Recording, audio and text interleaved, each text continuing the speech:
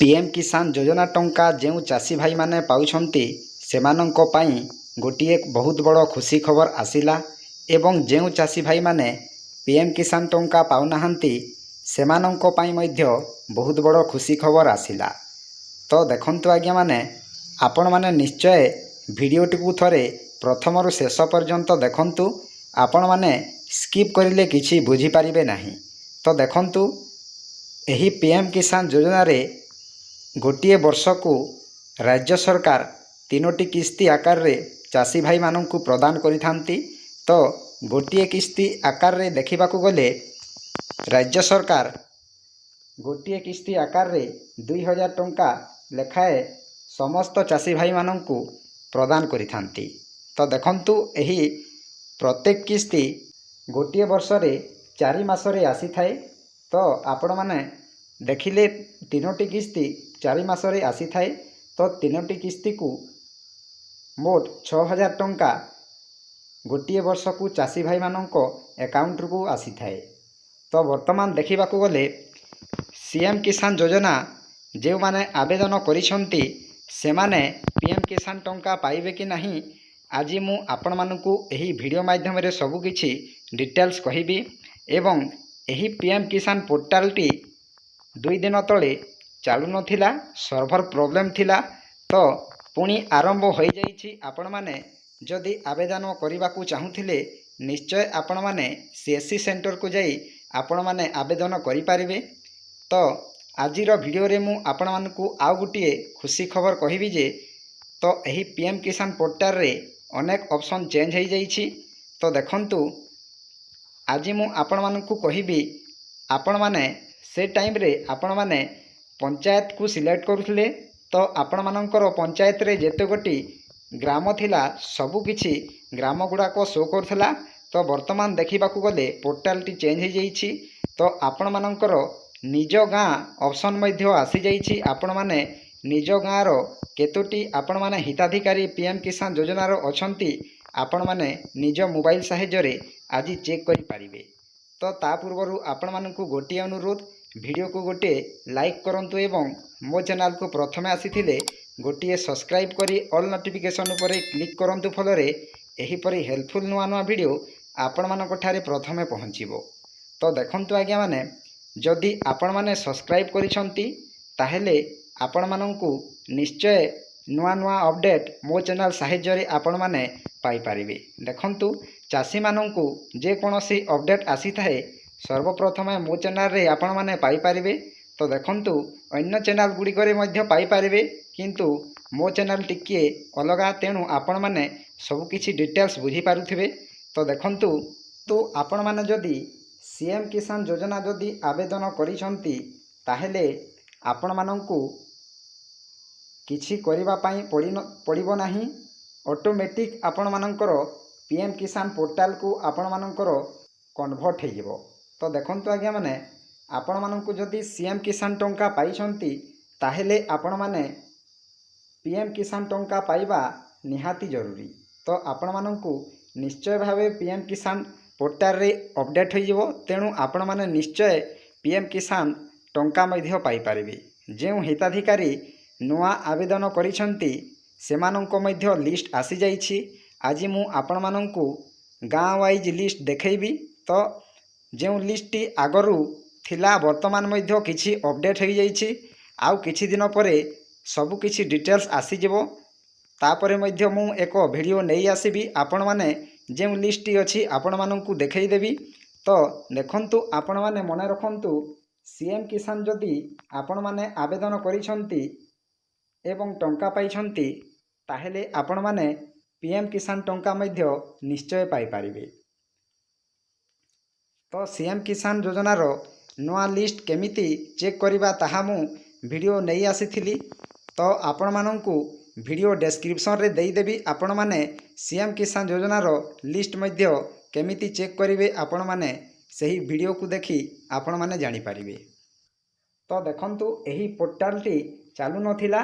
तो एबे सठिक भावे आपण माने आवेदन करि पारिबे, ई-केवाईसी करि पारिबे, तापरे फार्मर रजिस्ट्रेशन करि पारिबे, तापरे निजर स्टेटस मध्य देखि पारिबे, तापरे ଅପଡେଟ୍ ମୋବାଇଲ ନମ୍ବର ମଧ୍ୟ କରିପାରିବେ। ତାପରେ ଭଲେଣ୍ଟାରୀ ସରେଣ୍ଡର ମଧ୍ୟ ପିଏମ୍ କିଷାନ ଯୋଜନାରେ କରିପାରିବେ। ତାପରେ ବେନିଫିସିଆରୀ ଲିଷ୍ଟ ମଧ୍ୟ ଚେକ୍ କରିପାରିବେ। ତାପରେ ଆପଣମାନଙ୍କର ଭଲେଣ୍ଟାରୀ ସରେଣ୍ଡର ରିଭୋକେସନ୍ ସେଟା ମଧ୍ୟ କରିପାରିବେ। ତାପରେ ଷ୍ଟେଟ୍ ଟ୍ରାନ୍ସଫର ଦେଖନ୍ତୁ ଆଜ୍ଞା, ଆପଣମାନେ ଯଦି ଅନ୍ୟ ରାଜ୍ୟ ଗୁଡ଼ିକରେ ରହୁଛନ୍ତି ଯଥା ପଞ୍ଜାବ, ହରିୟାଣା, ଗୁଜୁରାଟ ଏପରି ଆପଣମାନେ ରାଜ୍ୟରେ ରହୁଛନ୍ତି, ତାହେଲେ ଆପଣମାନେ ଷ୍ଟେଟ୍ ଟ୍ରାନ୍ସଫର ମଧ୍ୟ କରିପାରିବେ। ତ ଏହି ଅପସନରେ ଆପଣମାନେ ଷ୍ଟେଟ୍ ଟ୍ରାନ୍ସଫର କରିପାରିବେ। ତାହେଲେ ଆପଣମାନେ ଯେକୌଣସି ରାଜ୍ୟରେ ମଧ୍ୟ ରହୁଥିଲେ ଆପଣମାନେ ସେହି ରାଜ୍ୟରେ ଏହି ପିଏମ୍ କିଷାନ ଯୋଜନାର ଲାଭ ପାଇପାରିବେ। ତାପରେ ଆପଣମାନେ ଯଦି ନୂଆ ଚାଷୀ ଅଟନ୍ତି ତାହେଲେ ଆପଣମାନେ ଏହି ଡାଉନଲୋଡ଼ ପିଏମ୍ କିଷାନ ମୋବାଇଲ ଆପ୍ସରେ କ୍ଲିକ୍ କରନ୍ତୁ ଏବଂ ଏହି ପିଏମ୍ କିଷାନ ଯୋଜନାର ଆପ୍ସଟି ଡାଉନଲୋଡ଼ କରିଥାନ୍ତୁ। ଯେକୌଣସି ନୂଆ ଅପଡେଟ୍ ଆପଣମାନେ ସେହି ପିଏମ୍ କିଷାନ ଆପ୍ସରେ ଜାଣିପାରିବେ।